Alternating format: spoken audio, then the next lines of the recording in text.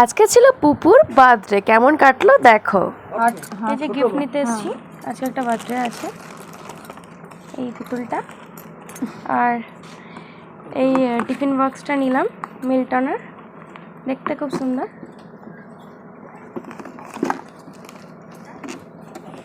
এই যে একটা পুচকির বার্থডে আছে, মেয়ের বার্থডে, আমরা আজকে সবাই যাব।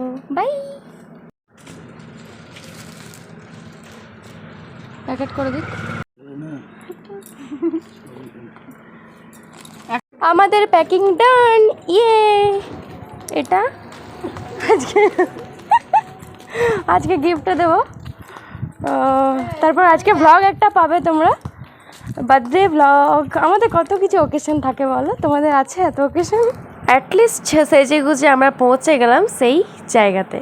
আজকে আছে পুপুর বার্থডে, এটা হলো পুপুর বার্থডে ভ্লগ।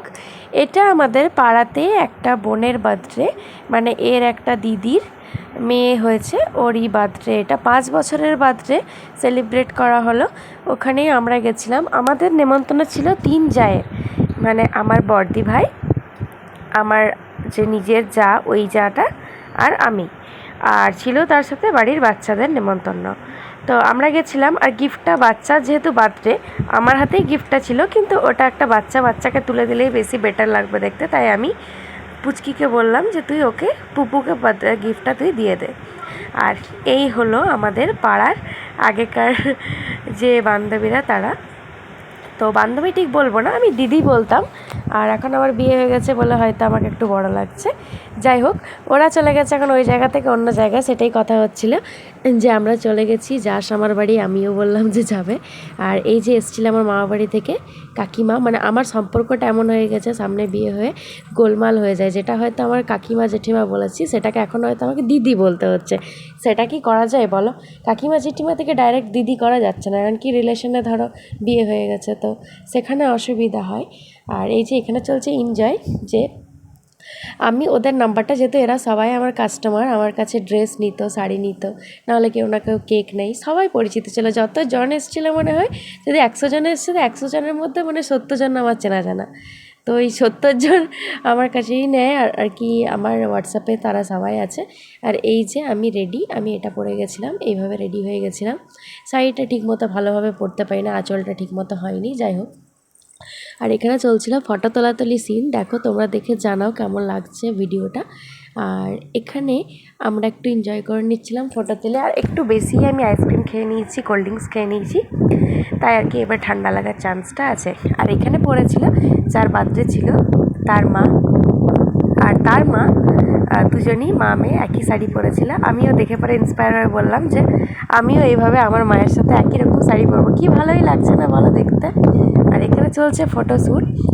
আসলে এই দিদিটার যে মা আছে, ওর মাকে আমি জেঠিমা বলতাম ছোটো থেকে, কিন্তু এখন হয়ে গেছে সম্পর্কে, ওদেরই সম্পর্কে আমার বিয়ে হয়ে গেছে ওদের বাড়িতে, তো সেটা হয়ে গেছে আমার দিদি, ওর মা আর কি আমার দিদি হয়ে গেছে। তো অত একটা বয়সের মানুষকে দিদি কিভাবে বলি, হয়তো সম্পর্কে হচ্ছে কিন্তু এমনি বলা যায় না। যাই হোক, বার্থডেটা তোমরা এনজয় করো। এবারে পুকুর হবে বার্থডে কেক কাটিং, সেটারই প্রিপারেশন চলছে। আর এখানে ফটোশ্যুট চলছিল, সব বাচ্চারা একসাথে বসে ফটোশ্যুট করছিল। আর এখানে এবারেই শেষ হয়ে যাবে ফটোশ্যুটের পালা, এবারে শুরু হবে বার্থডে কেক কাটিংয়ের পালা। আর এখানে আমরা সবাই আছি, দেখো এটা হলো দিদি আমার যা। এখানে যে পরে আমরা কোল্ড ড্রিঙ্কস খাওয়ার জন্য গেলাম, ওরা বললো চ কোল্ড ড্রিঙ্কস খেয়ে আসে। আমি কোল্ড ড্রিঙ্কস একদমই খাই না, কিন্তু সেদিনকে খেয়ে নিয়েছিলাম। তারপর রিয়াকশান এই যে ঠান্ডা লেগে গেছে, এটাই রিয়াকশান আমার। আর কোল্ড ড্রিঙ্কস একটা না দুটো খেয়ে নিলাম কোল্ড ড্রিঙ্কস, তারপর ঠান্ডা লেগে গেল আর কি। আর আইসক্রিমও খাওয়া হয়ে গেছে 2-3টে, তাই ঠান্ডাটা লেগেছে, অন্যবার অতটা লাগে না। আর এখানে আমরা সবাই মিলে ফটো তুলে নিলাম, cheers photo, Coca Cola cheers photo. আর এই যে সবাই আমার পরিচিত, দেখো বুঝতেই পারবে দেখে পরে, এরা আমাদের পাড়াতেই থাকতো, ছোটো থেকেই আমরা একসাথেই, মানে পুজো পাশা সব কিছুতে একসাথে আমরা গিয়ে বড় হয়েছি। আর এখানে চলছিল গিফটগুলো রাখা, মানে একটা বস্তাতে ভরে ভরে গিফটগুলো নিয়ে নিয়ে রেখে দিচ্ছিলো নিজেদের বাড়িতে গিয়ে পরে। অনেকগুলো গিফট হয়ে যাচ্ছিলো, রাখার জায়গা হচ্ছিল না। আর এই যে চলে এসছে পুপুর কেক, পুপু রানির। ওকে মুকুট পরিয়ে দেওয়া হলো, যে ক্রাউনটা ওর মাথায় ছিল না, ক্রাউনটা পরে বেশ ভালো লাগছিলো পুপুকে। আর ও বলছিলো এই যে দেখো এইটা প্রবলেম হচ্ছে, ওটা প্রবলেম হচ্ছে। আর এখানে এই যে সবাই আছে, আরও সবাই এসে পরে উপস্থিত হবে, তোমরা দেখতে থাকো। অনেকে এলো কেক কাটিংয়ের টাইমে, অনেকটাই ভিড় হয়ে গেছিলো।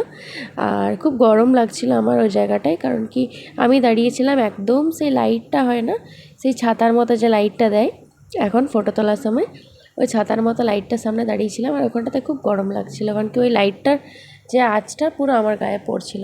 কিন্তু ভিডিও করার জন্য তো দাঁড়াতেই হবে ওখানে, নাহলে ভিডিও कैसे होगा अच्छा से, হ্যাঁ না। এই যে এবারে সবাই এসে জড়ো হয়ে গেছে। এইবারে হয়তো পুপু কেকটা কাটবে। কাট রে পুপু কাট, কত লেট করছিস কেক কাটতে। আমরা এটাই ভাবছিলাম এইবারে কাটবে। কিন্তু পুপু কাটবে করে লেট করে দিল। ও ফটো তোলা শ্যুট করা সব হলো, তারপর কেক কাটতে লাগলো। যাই হোক, অ্যাটলিস্ট কাটলো তো। আর আমিও কেক খেয়েছি সেদিনকে। তো কেমন লাগছে ব্লগগুলো প্লিজ জানিও তোমরা। আর তোমরা অবশ্যই সাবস্ক্রাইব করো, লাইক করো, কমেন্ট করো একটা করে। তাহলে কী হবে, আমার ভিডিও রিচটা একটু বাড়বে। কমেন্ট করলে এবং লাইক করলে পরে, আমি জানি তোমরা অনেক সাপোর্ট করো, ভিউজ আসে, সবই হয়, কিন্তু লাইক কমেন্টটা হলে পরে তাহলে আমার একটু ভালো হবে, আর আমার চ্যানেলটা একটু গ্রো করবে।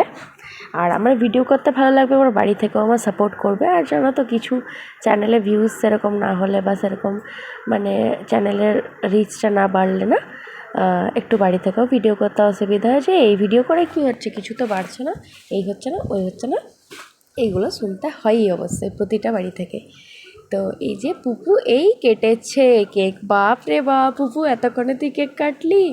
যাই হোক, আমরা হলো তো তাই করতাম, বলে আগে ফটো তারপর কেক, আগে ফটো তারপর কেক কাটিং, ফটোটা আগে দরকার না, কেকটা তো খেয়ে চলে যাবে, শেষ হয়ে যাবে, ফটো তো থেকে যাবে বস।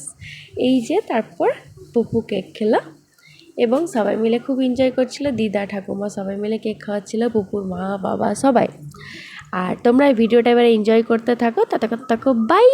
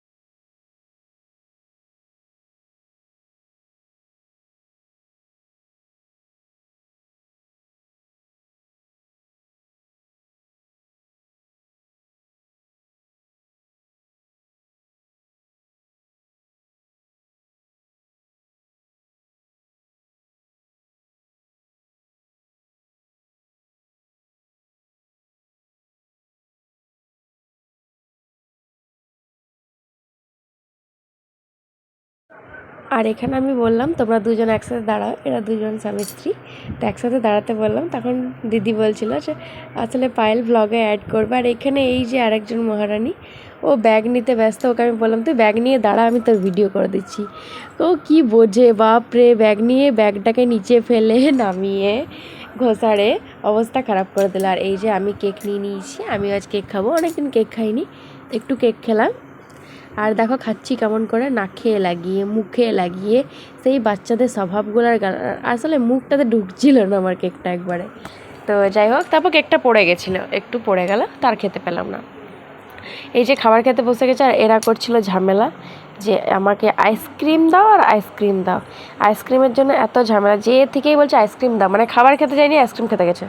আর আইসক্রিম দেখে ওদের কি অবস্থা, আইসক্রিম মানে ওটাই খেতে গেছে, যেমন আর কিছু খায়ও নি ওরা ভালোভাবে।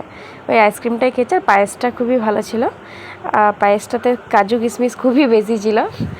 আর এই যে আইসক্রিম দিয়েছে, আমি দুটো আইসক্রিম নিয়েছিলাম, একটা খুঁজে নিলাম কি শাশুড়ি মা বলেছিল আইসক্রিম নিয়ে আসবে একটা। আর আমারও আইসক্রিম খাওয়ার যা হুচুক ধরেছে, একদমই খেতাম না, তার থেকে এক দুটো করে স্টার্ট করছি। তো আমি একটা আইসক্রিম খেলাম আর একটা শাশুড়ি মায়ের নিয়ে এলাম। অনেকক্ষণ ধরে আইসক্রিমটা ধরেছিলাম, প্রায় 1 ঘন্টা, হাতটা পুরো ধরে গেছিলো। আর এরা তো দেখতে পেলেই খুঁজবে, ছোট বাচ্চা, ওরা কি বোঝে বলো।